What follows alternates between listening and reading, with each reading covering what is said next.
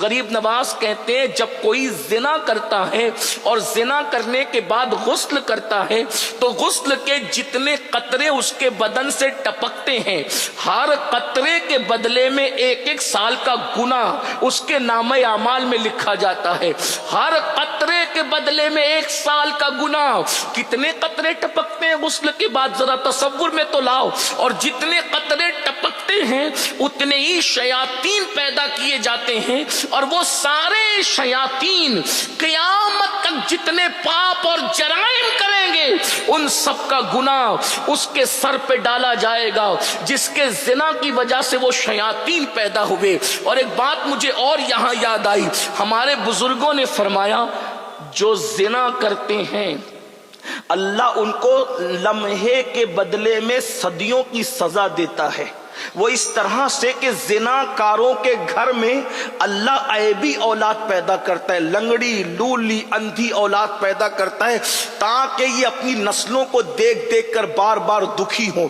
حالانکہ ہر ایک کے گھر میں ایسا نہیں، لیکن 99% لوگوں کے گھر میں ایسا ہی ہوتا ہے زنا کی وجہ سے۔ اب اس کا یہ مطلب نہیں کہ کسی کے گھر میں عیبی اولاد دیکھو تو اس پہ شک کرنے لگو کہ یہ بدکار لوگ ہیں، ایسا نہیں ہے۔ 1% لوگوں کے گھر میں اللہ عیبی اولاد اس لیے دیتا ہے تاکہ اللہ ان کے درجات بلند کرے، ان کو مقبولیت عطا کرے۔ تو یاد رکھنا، ذرا غور کیجئے، آج گندی فلموں کی وجہ سے، زنا کی فلموں کی وجہ سے، گندی پکچروں کی وجہ سے آج ہمارے لڑکے اور لڑکیاں زنا کو فیشن سمجھ رہے ہیں۔ لیکن میں ان کے سامنے یہ بات رکھ دوں، قبر میں جانا ہے، کب تک زمین پہ دندناتے پھرو گے؟ کب تک زمین پر پاپ کرو گے؟ کب تک اللہ کے غضب کو دعوت دو گے؟ کب تک اس کے غضب کو چیلنج کرتے رہو گے؟ یاد رکھنا، حدیث پاک میں آتا ہے اللہ کے سچے رسول صادق و مصدوق مصطفیٰ کریم رؤوف الرحیم صلی اللہ علیہ وآلہ وسلم فرماتے ہیں زنا کرنے والوں کو قیامت کے دن جہنم کی آگ کی قمیص پہنائی جائے۔ زنا کرنے والوں کے کان تک یہ آواز پہنچے، حضور علیہ السلام نے فرمایا ان کو قیامت کے دن جہنم کی آگ کی بنی ہوئی قمیص پہنائی جائے گی۔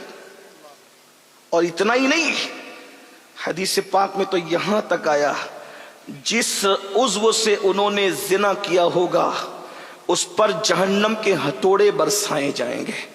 اسی پہ بس نہیں، سید المعصومین کان حیا جان حیا وجہ تخلیق حیا مصطفیٰ جان رحمت نے یہاں تک فرمایا زنا کرنے والوں کی شرم گاہوں پر جہنم کی آگ دہکائی جائے گی۔